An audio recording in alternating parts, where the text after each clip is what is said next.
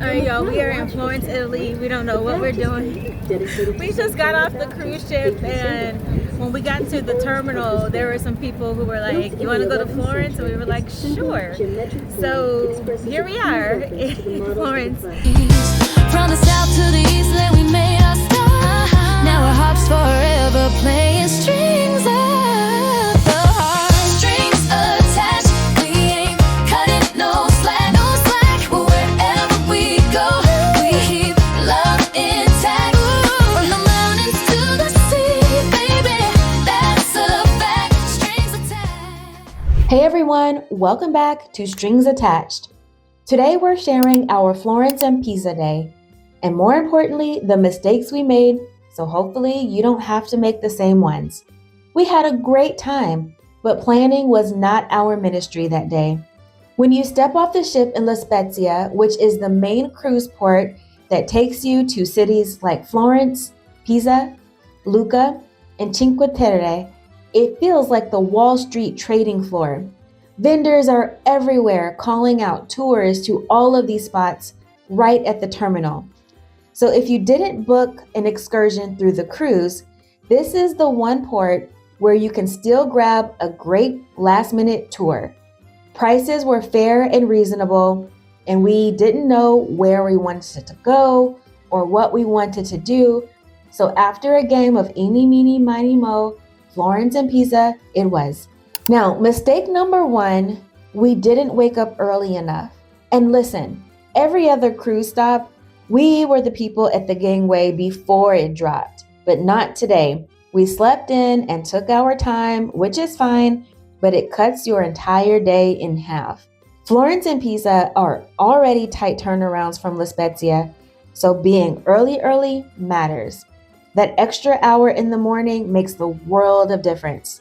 Our first stop was to Florence. The ride is about 2 hours from La Spezia, and it was very comfortable. We took in the gorgeous Tuscan hills, vineyards, that whole postcard moment. But with our late start, we were definitely watching the clock like, oh yeah, this day is about to be a sprint. When we finally arrived in Florence, we did not have a plan, which brings us to mistake number two, not having a plan. I don't know where we are. I didn't do any research because we came here on a whim. I didn't plan this. And I'm a big planner. I usually have everything planned out to a T. I'm watching YouTube videos, reading books, but Florence was unexpected. So I have no idea. I don't know what I'm looking at. I'll have to go back.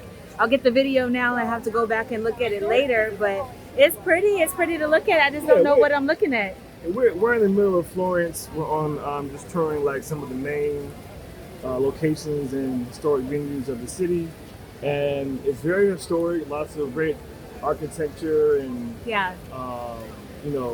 lots of great buildings. But we're just people watching, just kind of vagabonding, just going with the flow. Yeah, and it's been pretty cool.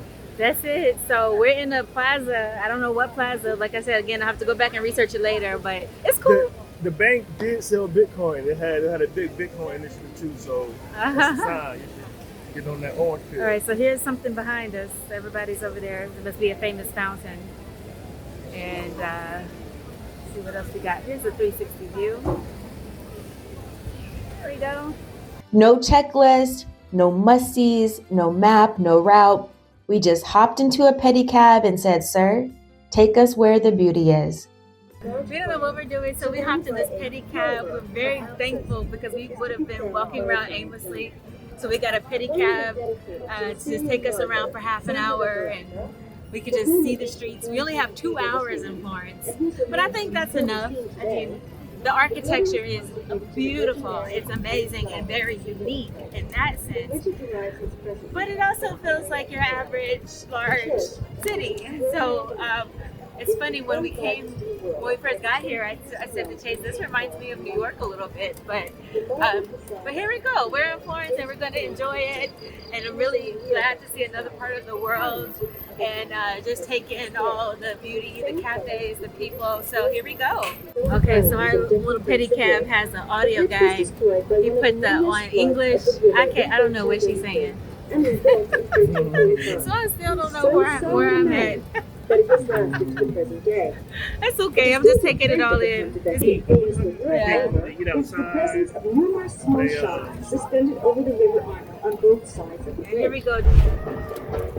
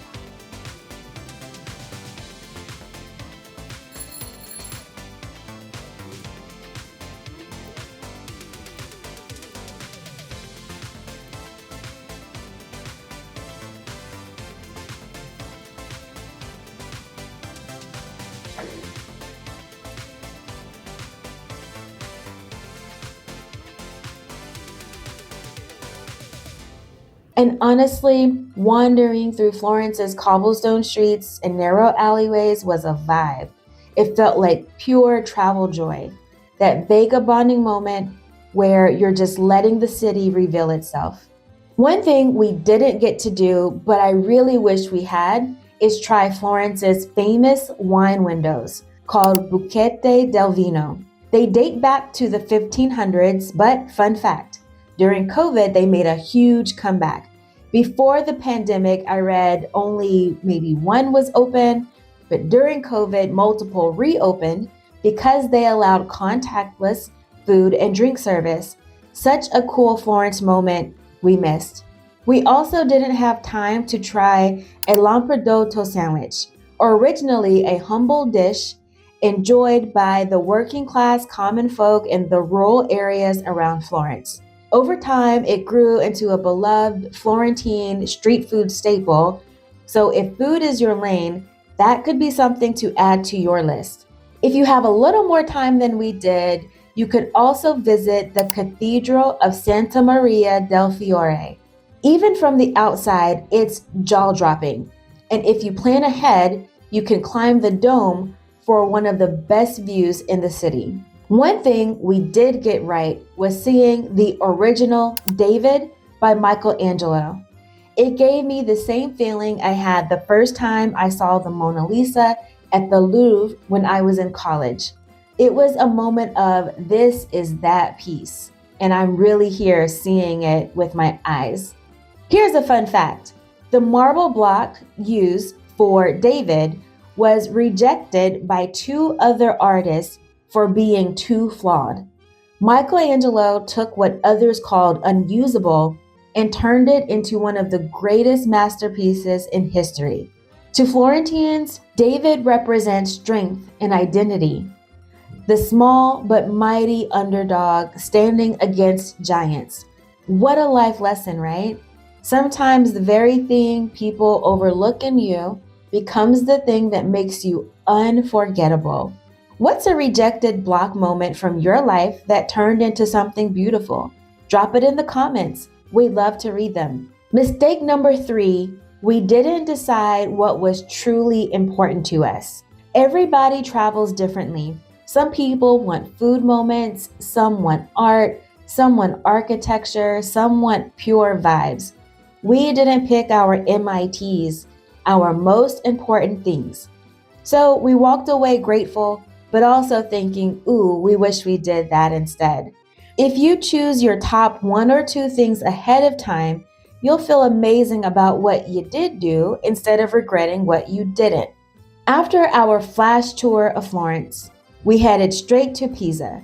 Pisa is smaller, calmer, and super easy to explore quickly. Yes, the Leaning Tower of Pisa really leans, like noticeably. Seeing it in person took me straight back to childhood when I used to see it in my textbooks. People say the Leaning Tower photo is cheesy, and maybe it is, but you should absolutely do it. Get your bucket list moment.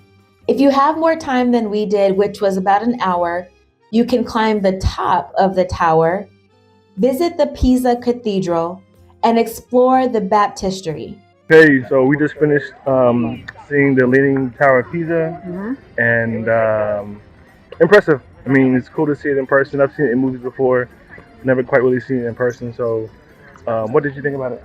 Well, I thought it was really cool to see in person. Something I've only seen in textbooks and photographs, and it is different seeing things in person. And I really enjoyed it. I enjoyed Pisa more than Florence. We had more time in Florence. So I wish we had more time here, but because Pisa is kind of cool, kind of chill, laid back. So I wish we had more time to go to the top. But but some of Pisa is better than none of Pisa. So it's really cool to see. Yeah. That's all a part of the Piazza dei Miracoli. It is a UNESCO World Heritage Site. We came, we saw, we conquered very fast. But truly, it was beautiful. And I hope some of our small mistakes help you plan a Florence and Pisa day that fits your style, whether you're cruising or exploring on your own. Now, don't miss our next stop, Rome. That is a really good one, and we'll see you there. From the south to the